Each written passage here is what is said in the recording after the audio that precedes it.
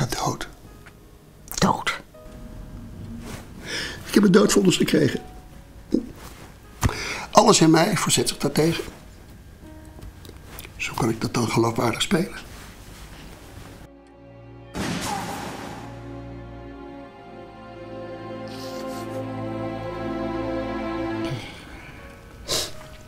Geen enkele kans op terugkeer op televisie? Nee. Sesamstraat misschien?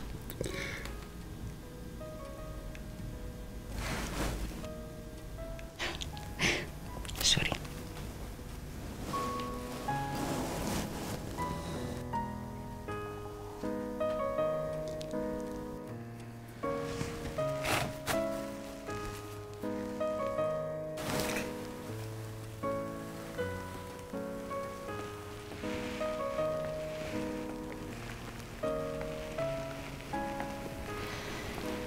Therapeuten en patiënten, dat loopt nooit goed af.